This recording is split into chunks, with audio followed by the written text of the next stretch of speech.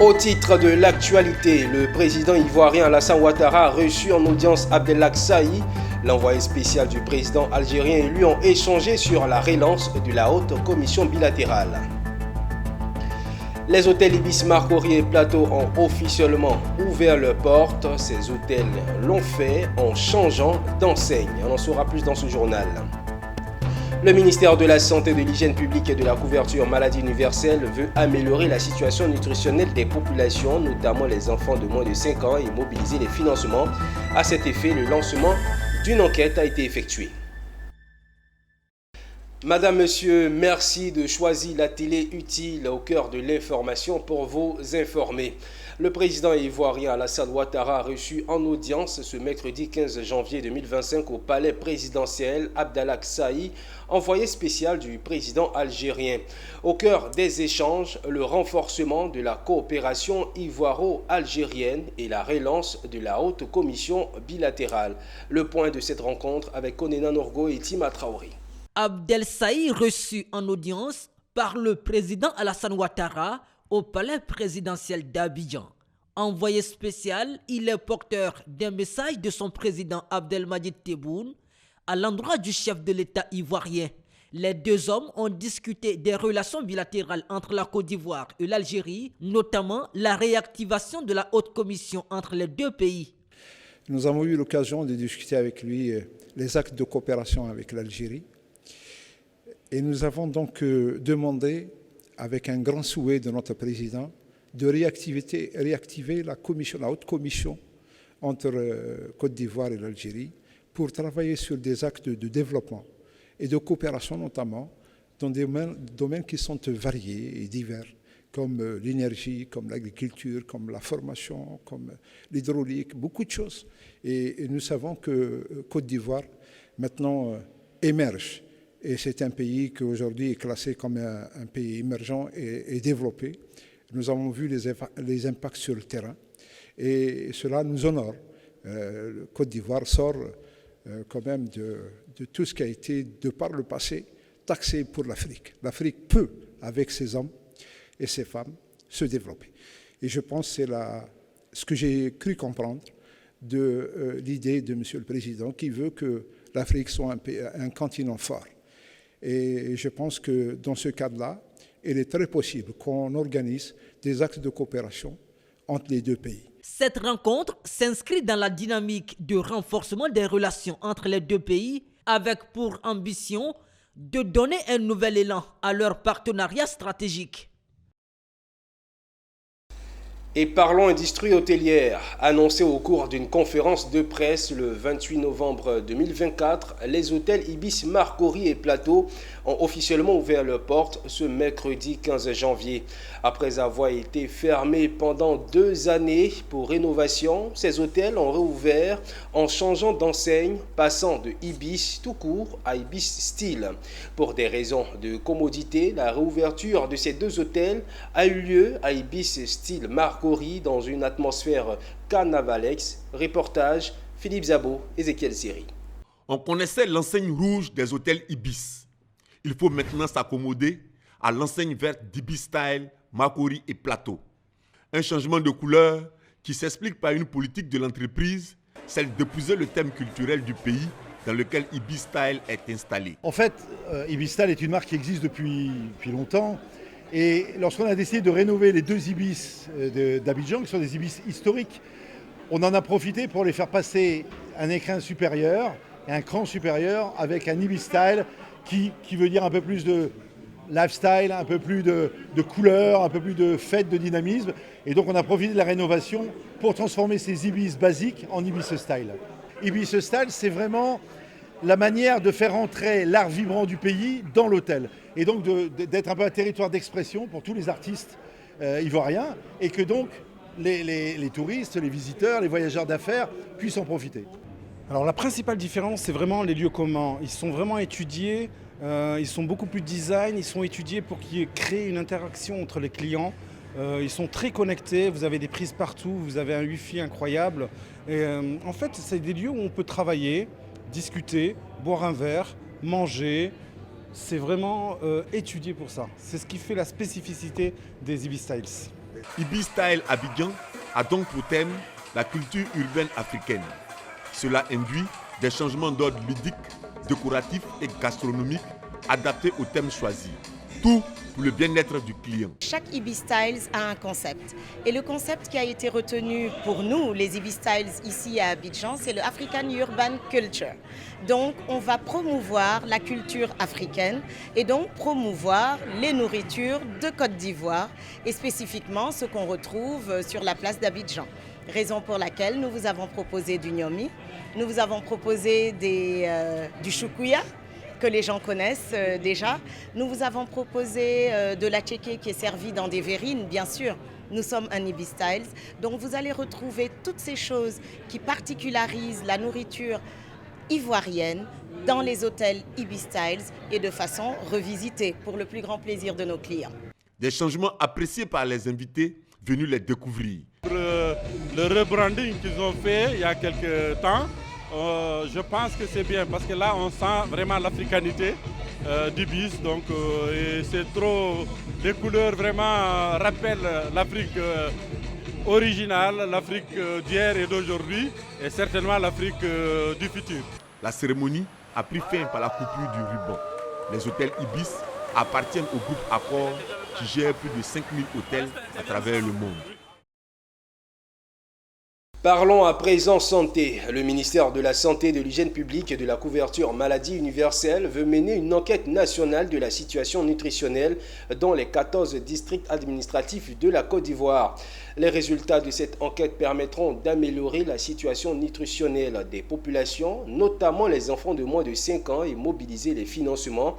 Le lancement de cette enquête a été fait par le directeur général de la santé en présence du comité de pilotage et des parties prenantes, des partenaires techniques et financiers, dont l'UNICEF. C'était au cours d'une conférence de presse à laquelle nos reporters Zénab Dosso et Doumbia Yuba ont assisté.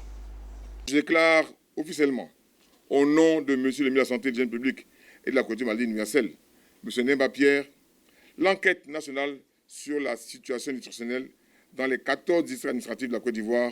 L'enquête SMART ou encore enquête nationale sur la situation nutritionnelle en Côte d'Ivoire. C'est le projet qui vient d'être lancé par le directeur général de la santé, Samba Mamadou, lors de cette conférence de presse. Ils étaient présents, les acteurs de santé, membres du comité de pilotage, les parties prenantes et partenaires techniques et financiers. C'est une réponse à la problématique de la malnutrition en Côte d'Ivoire. À partir du 18 janvier, les équipes d'enquêteurs et de superviseurs seront sur le terrain dans les ménages dans la capitale économique et à l'intérieur du pays. Leur mission pendant un mois sera de collecter les données sur la croissance des enfants de moins de 5 ans, des pratiques d'allaitement, la diversité alimentaire et les maladies. Les résultats permettront de mieux répondre aux besoins nutritionnels des enfants.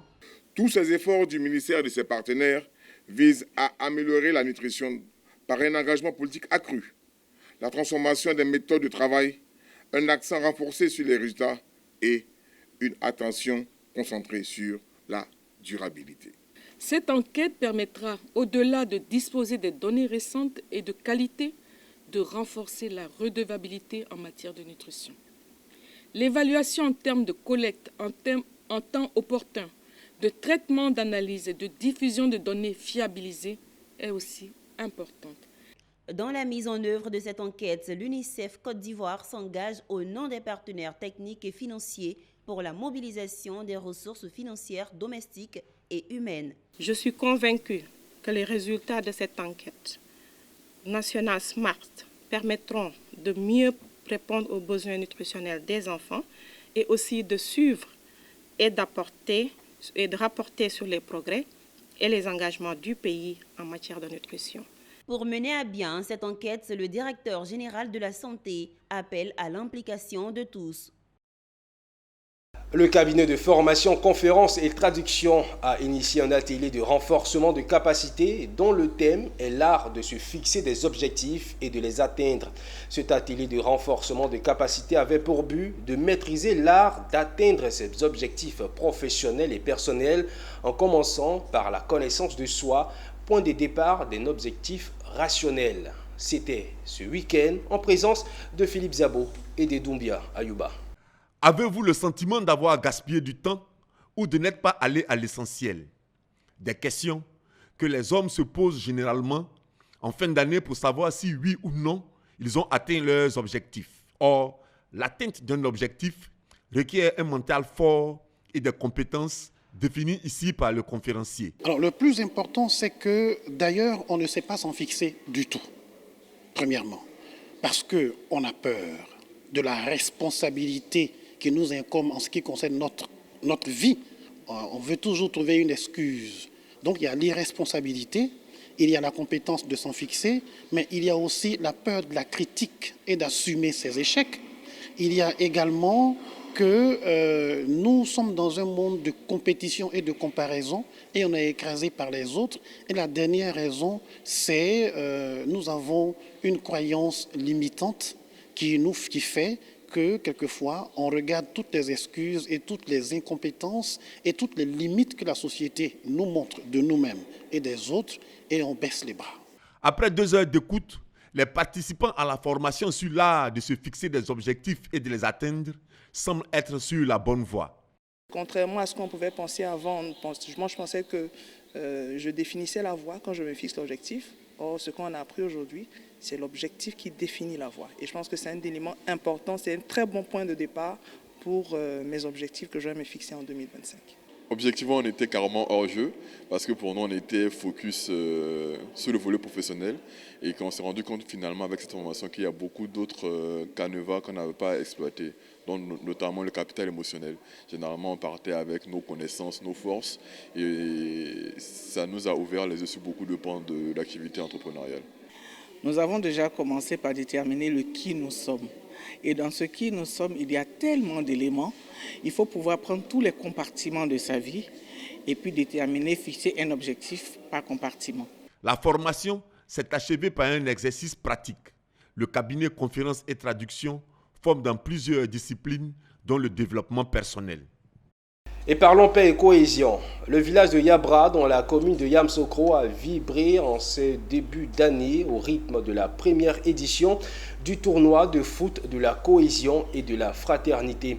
Les fils et filles de cette localité par le passé, grenier du riz, ont voulu, par cette activité sportive, renforcer leur vivre ensemble et surtout penser au développement de leur village. Suivons.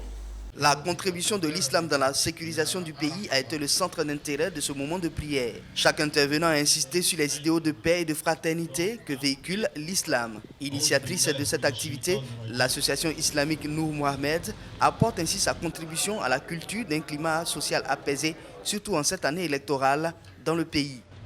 Ces genres d'occasions dans la société, lorsqu'on crée ces genres d'associations, ça tisse les liens de fraternité, et ça engendre plusieurs liens qui engendrent la tolérance entre vous, la solidarité, parce qu'aujourd'hui dans notre société, nous avons beaucoup de ça pour avancer dans le pays. Et c'est ce que le président Alassane Ouattara nous demande. Des guides traditionnels aux côtés du parrain de cette cérémonie ont partagé ces instants de prière en faveur du vivre ensemble et de soutien aux forces de sécurité. Et vous avez vu la présence des chefs de village, tout le monde est là, il n'y a pas de différence. C'est pour dire que chez nous, dans la région de Guéké, on est tous unis et on parle de même seule voix. Et c'est pour cela qu'on a initié ce thème-là, pour que les gens sachent qu'il y a un groupe vraiment qui travaille, des jeunes qui sont souciés pour la sécurité, pour la cohésion sociale et l'entraide dans nos communautés. Ici, pour quand même soutenir nos frères musulmans. Parce que la cohésion sociale, c'est l'affaire de tous. Cette activité de l'association islamique Nour Mohamed est à sa 5e édition et constitue à chaque fois l'occasion de confier la destinée de la Côte d'Ivoire entre les mains du Tout-Puissant. 2025 est une année électorale en Côte d'Ivoire. De ce fait, les populations de Mankono, dans la région du Béré, se sont retrouvées en prière pour l'apaisement du climat social dans le pays.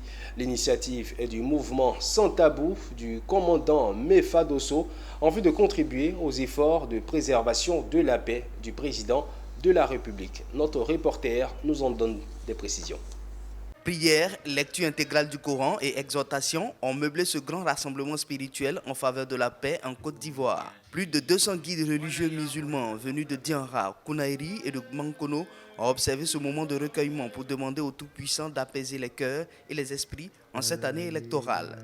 Nous avons fait la lecture du Coran et de Dalaïl Khaira et beaucoup de bénédictions. Vraiment, qu'Allah accepte notre demande, ce que nous voulons pour notre peuple et pour notre président. Cette mobilisation religieuse, initiative du mouvement Sans Tabou, est une contribution au renforcement des œuvres de paix du président Alassane Ouattara. Aux côtés du président du mouvement Sans Tabou, des élus et autorités administratives ont participé à cet important moment de prière. Et 2025, c'est l'année électorale.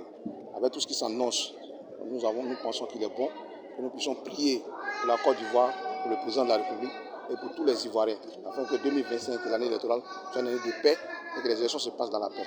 C'est pour cela que nous avons initié cette journée-là. Les vœux qui ont été formulés, ce sont des vœux de cohésion, des vœux de fraternité, des vœux pour qu'ensemble, main dans la main, on puisse parler d'une seule voix. C'est l'occasion pour nous de prier énormément pour la Côte d'Ivoire, pour le président de la République, son excellent Alassane Ouattara. C'est-à-dire cette cérémonie, c'est un signal. Ça doit être le coup de départ de plusieurs autres cérémonies du genre. Le mouvement Sans Tabou promet d'autres actions en faveur de la paix afin que l'année électorale soit apaisée en Côte d'Ivoire.